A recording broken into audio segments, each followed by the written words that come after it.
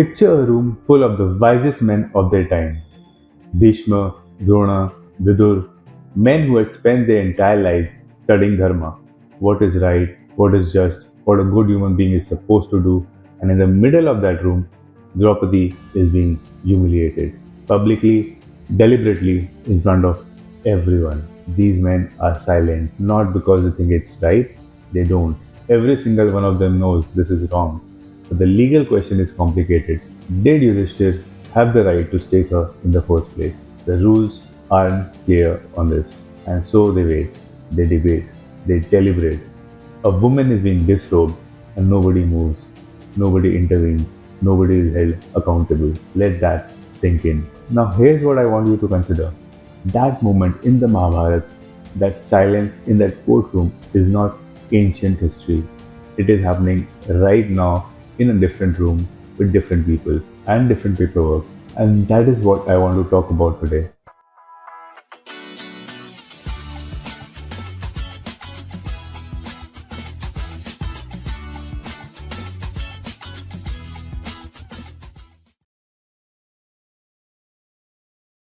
Imagine you walk into a government hospital with someone you love.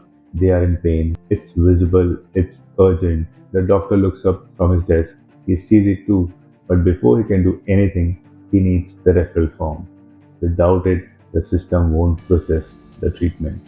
He explains this calmly. He is not unkind. He is just following the process. You don't have the form. You spend the next hour running between departments trying to get it. By the time you do, something has been lost: time, dignity, in some cases, a life. And the doctor did nothing wrong.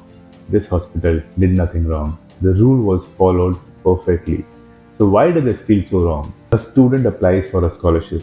He has the grades, he has the financial need.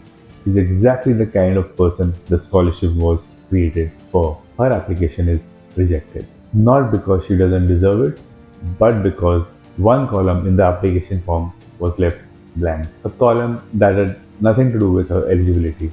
A column that asked for information she didn't have access to. The committee that rejected her application followed the rules exactly. They had no choice. The rules said incomplete applications cannot be considered. They didn't want to reject her, but the rule was clear. She didn't get the scholarship. Somewhere in that process, the student disappeared. The form remained. This is happening everywhere around us, every single day in schools, hospitals, government offices, courtrooms. Rules that were created to help people slowly, quietly becoming the reason people don't get help. And the most unsettling part is nobody is doing anything wrong, and this is not a new problem. We saw it thousands of years ago in that courtroom in the Mahabharata, and we are still seeing it today. There's a simple way to understand what went wrong then and what goes wrong now. Every rule ever written was created to protect something: a value, a person, a principle. Behind every law, behind every form, every process, every regulation, there is an original intention. This is what we are trying to achieve. This is the problem we are trying to solve. That intention is called the spirit of the law. The words written on paper to protect that intention are called the letter of the law. And what happens over time in every society, in every institution, in every bureaucracy is that the letter slowly replaces the spirit. The words become the point. The intention gets forgotten. The referral form existed to ensure patients were directed to the right department, not to delay emergency treatment. The scholarship application process existed to identify deserving students, not to eliminate them on a technicality. The rules in the Kuru court existed to uphold justice, not to provide cover for injustice. But once the letter becomes more important than the spirit, the rule stops serving the person. The person starts serving the rule. And that is a quiet but profound reversal of everything the rule was supposed to do. Here's the part that I find most worth reflecting on. Bhishma was not a villain. The doctor who asked for the referral form is not a villain. The scholarship committee that rejected the application is not a villain. These are good people, educated people, people who genuinely believe they are doing the right thing. And that is precisely what makes this so difficult to solve. Because when the wrong thing is being done by obviously bad people, it's easy to see and easy to name. But when the wrong thing is being done by good people following correct processes, it becomes almost invisible. The doctor feels he had no choice. The system required the form. If he bypasses it once, where does it stop? The rules exist for a reason. The scholarship committee feels they have no choice. If they make an exception for one incomplete application, they open the door to inconsistency.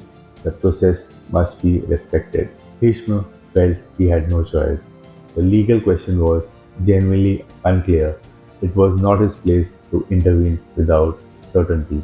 All of these people are reasoning carefully, All of them are trying to be responsible. and all of them are producing outcomes that are deeply, obviously wrong. Because somewhere in all that careful reasoning, the human being got lost.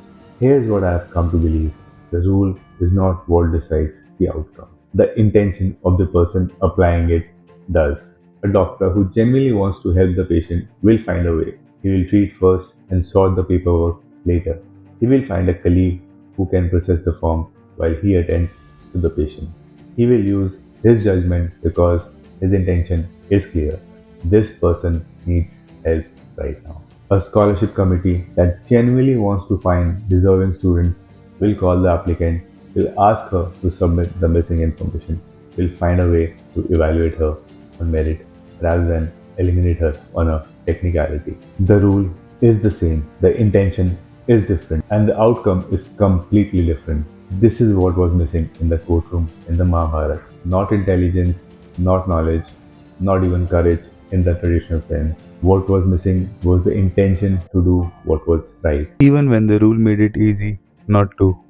Bhishma knew what was right, he just didn't make it his intention to act on it. And the rule gave him the perfect reason not to. He wasn't indifferent, he wasn't cruel.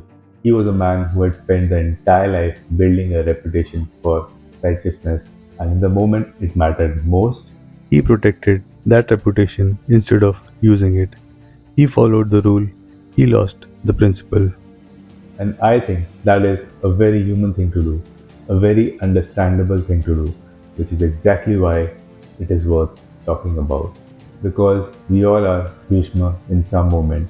We have all hidden behind a process when our instinct was telling us something else. We have all said, "This is not my call, this is not my department, this is not what the rule says I need to do." And usually, there is someone on the other side of that decision who needed us to do more than the rule required. The rules we have are not the problem. The rules are often good and necessary and important. The question is what we do in the space between what the rule requires and what the situation actually needs. That space, that small, quiet human space, is where the difference between justice and injustice actually lives. And it is filled entirely by intention. If this made you reflect on a moment where you chose the rule over the person, share it with someone who needs to hear it. And if you want more conversations like this, subscribe. I'll see you in the next one.